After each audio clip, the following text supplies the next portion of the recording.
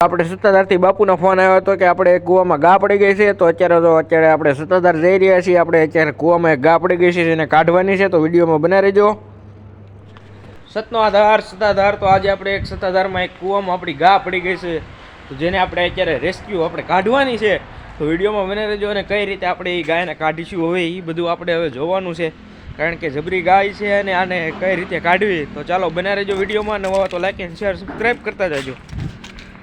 તો અત્યારે જો આપણે ટ્રેક્ટર લઈને જઈ રહ્યા છીએ, કારણ કે ગા કાઢવી જ પડશે હવે.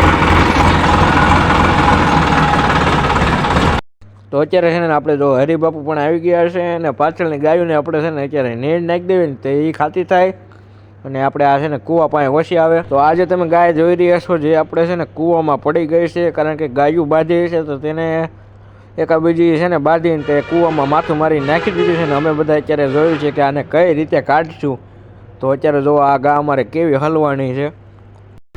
તો આપણે અત્યારે છે ને કૂવામાં ગા પડી ગઈ છે અને અત્યારે છે ને ક્રેન આપણે બોલાવી છે, કારણ કે જો ટ્રેક્ટરથી કાઢવા જાય ને તો આખી ગા સોલાઈ જાય, તેની માટે આપણે અત્યારે છે ને ક્રેન બોલાવી છે. તો અત્યારે અમારી ગા જુઓ,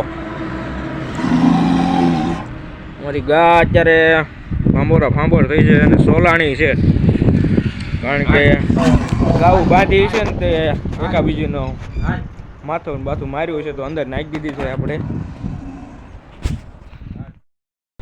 તો ત્યાર પછી આપણે છે ને જો અત્યારે ઢસાથી આપણે છે ને ક્રેન મંગાવી હતી. હવે ક્રેનનો એવો પ્રશ્ન છે કે હવે ક્રેન હવે અંદર વહી જાય તો સારું. તો ધીમે ધીમે બીતા પણ આપણે જો અત્યારે ક્રેન અત્યારે આપણે શેડ છે પતરાનો જેમાં જવા દીધી છે, ધીમે ધીમે જો હલવાય નહીં તો સારું છે. અને જેવી તે રીતે આપણે છે ને જો અત્યારે પતરા તો વટી ગયા ને ત્યાર પછી આપણે છે ને જે પાછળ આપણે જે ગોદામ છે નીણનું ત્યાંથી આપણે છે ને અત્યારે જો આ પાછળના વાડામાં અત્યારે ક્રેન લઈ જવી છીએ, કારણ કે હવે તો ગા કાઢવી પડશે અને ગા કાઢ્યા વગર કાંઈ મેળ આવે એવું છે અને એને કારણ કે જો ધીમે ધીમે ભાઈ હેવી ડ્રાઈવર છે તો કાઢી લીધી ક્રેન. અને ત્યાર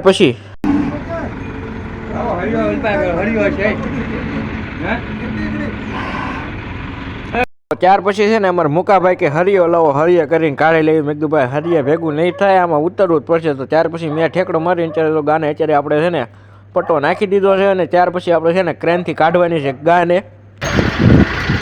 બહાર નીકળી જાય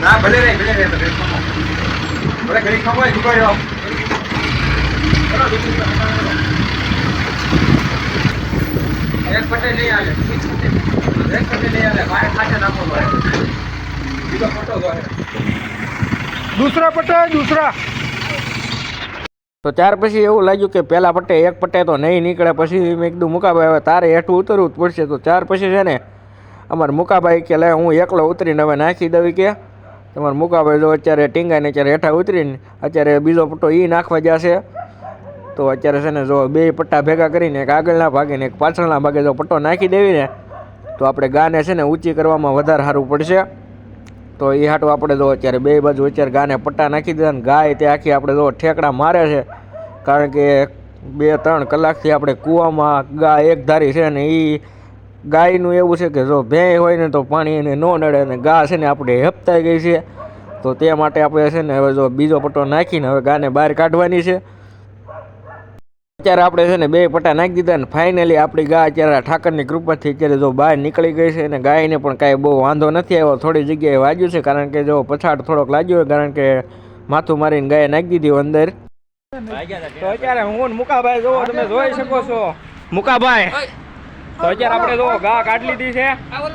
અમારા ભાઈ આવ્યા હતા, તમારો ખૂબ ખૂબ ધન્યવાદ મોટા ભાઈ.